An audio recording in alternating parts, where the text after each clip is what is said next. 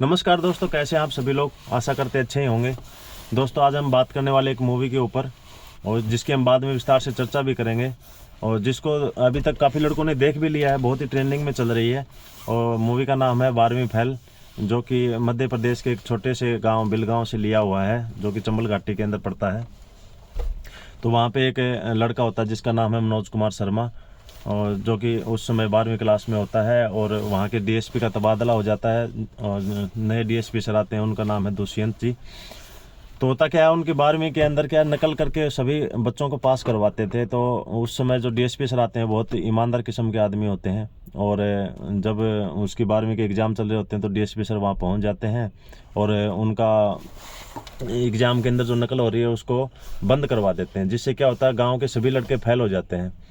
और जो मनोज कुमार शर्मा, इनके पिताजी हैं रामवीर, जो कि एक सरकारी कोटा होता है जिसमें गांव के अंदर अनाज आता है, गांव वालों को बांटते हैं, उसके अंदर काम करते हैं। वो भी बहुत ही ईमानदार किस्म के आदमी होते हैं, और जो वहाँ के विधायक वगैरह एसएचओ वगैरह होते हैं वो उसको फर्जी दस्तावेज पे साइन करवा के और अनाज को बाहर से बाहर निकालने के चक्कर में रहते हैं। लेकिन उसका पिताजी है वो ये सब करता नहीं है, फर्जी कागजातों पे साइन नहीं करता, इसलिए उसके पिताजी को सस्पेंड करवा देते हैं।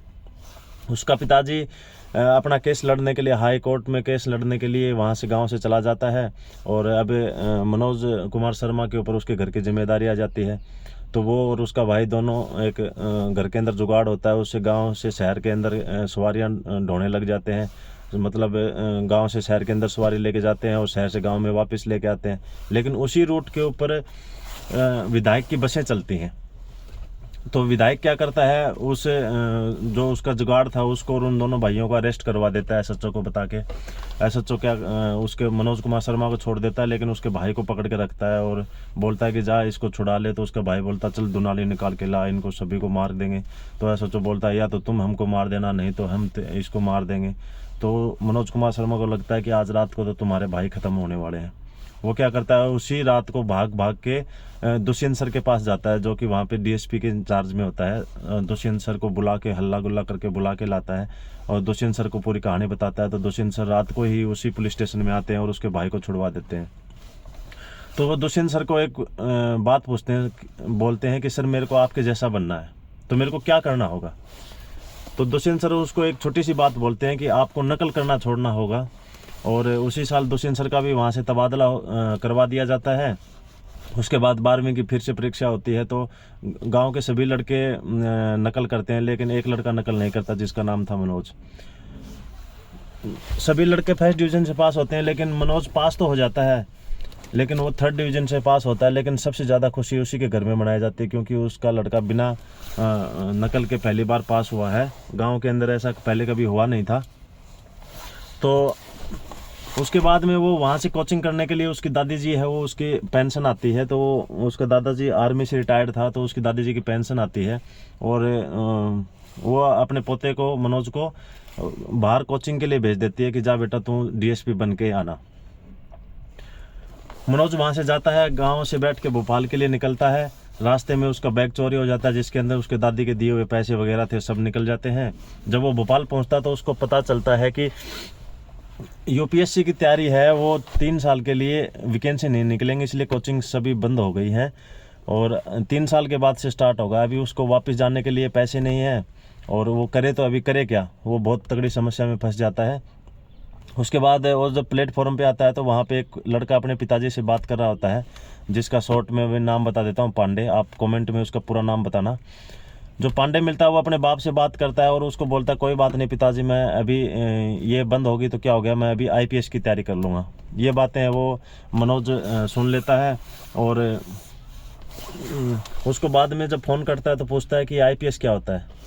तो जो पांडे होता है वो उसको बताता है कि आईपीएस होता है वो डीएसपी का बाप होता है। तो मनोज उसको बोलता है कि भाई आप एक काम करो, मेरे को भी दिल्ली ले चलो, मेरे पास किराया नहीं है। तो बोला तेरे पास किराए के पैसे नहीं है तो दिल्ली जाके करेगा क्या, तेरे को पता है। तो बोला कोई बात नहीं, मैं मैनेज कर लूँगा, आप मेरे को दिल्ली तक तो लेके चलो। तो मनोज को वो जो पांडे सर होते हैं वो मनोज को दिल्ली लेके आ जाता है। दिल्ली आके देखता है तो उसके होश ही गायब हो जाते हैं, इतनी भीड़ भड़ाका, ये वो क्या करे तो क्या करे। फिर उसके बाद वो एक जॉब ढूंढता है और उसको जॉब मिल भी जाती है, और वो जॉब मिलती है लाइब्रेरी में। तो मनोज फिर वहाँ पे एक कोचिंग सेंटर ढूंढ लेता है। वो दिन में कोचिंग करता है और रात में पढ़ाई और लाइब्रेरी में साथ में काम भी करता है। तो ऐसे करके उसका चलता रहा। 1 साल निकल गया। उसने बहुत ज़बरदस्त पढ़ाई की, लेकिन उसका प्री है वो एग्ज़ाम में पास नहीं हो पाया। और अगले साल फिर तैयारी में जुटा रहा। और उसको जो कोचिंग के अंदर टीचर मिलता है वो बहुत ही ज़बरदस्त मिलता है। उसके बाद में वो अगले साल में और भी ज़्यादा मतलब ज़ोर शोर लगा के वो कम से कम 16-17 घंटे पढ़ता है। और अगले साल उसने प्री है वो क्वालिफाई कर लेता है। उसके बाद में फिर वो एक कोचिंग सेंटर में जाता है जिसका नाम है दृष्टि कोचिंग सेंटर के अंदर जो सर पढ़ाते हैं वो बहुत ही बेहतरीन पढ़ाते हैं, जिनका नाम आप अभी कमेंट में बताना, मैं नहीं बताऊंगा। और वहाँ पे वो कोचिंग करने लग जाता है मेंस एग्ज़ाम की। और वहाँ पे उसके एक लड़की से मुलाकात होती है जिसका नाम है श्रद्धा, जो कि मसूरी हिमाचल प्रदेश की रहने वाली होती है।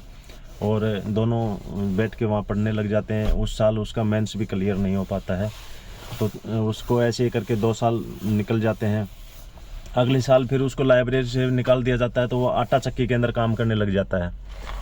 आटा चक्की के अंदर क्या, वो पूरी रात भर आटा पीसता है और पढ़ाई करता है। साथ में उसमें एक ही बल्ब उसके नीचे, बस वो पढ़ता है, आटा चक्की पढ़ता है, आटा चक्की पढ़ता है, बस यही था, पूरा सफ़ेद रहता है।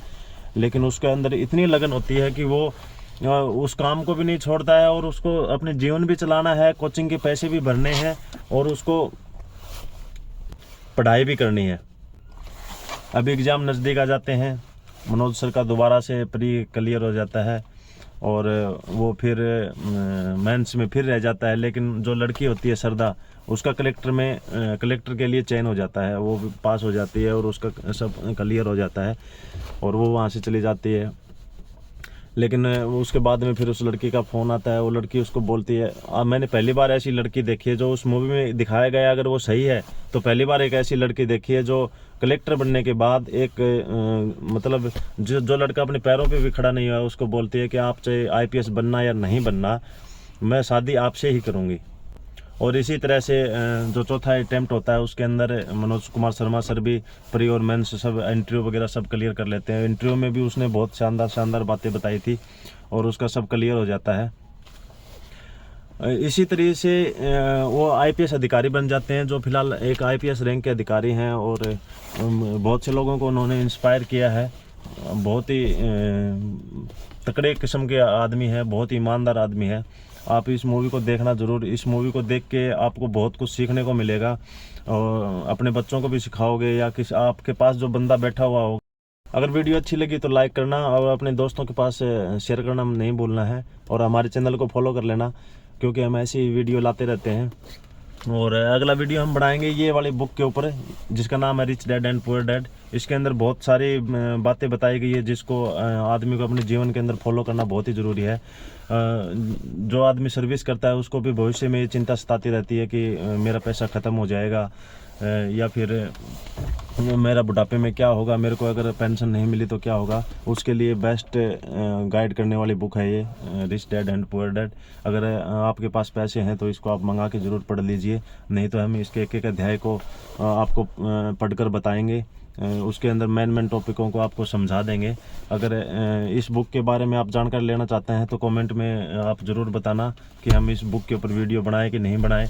और अगर आप इसको वीडियो बनाना चाहते हैं तो कम से कम हमको 100 कमेंट चाहिए। अगर 100 कमेंट कंप्लीट हो जाएंगे कि सर आप इस पे वीडियो बना दीजिए, तो हम इसके ऊपर एक वीडियो ज़रूर लेके आएंगे। और इसके सभी अध्यायों के ऊपर इसके अंदर सब लगभग 15 अध्याय हैं, तो 15 के 15 अध्यायों के ऊपर एक वीडियो लेके आएंगे। इसलिए हमारे चैनल को आप फॉलो कर लीजिए और कमेंट कर दीजिए कि सर आप rich dad and poor dad जो बुक है इसके ऊपर वीडियो बनाइए।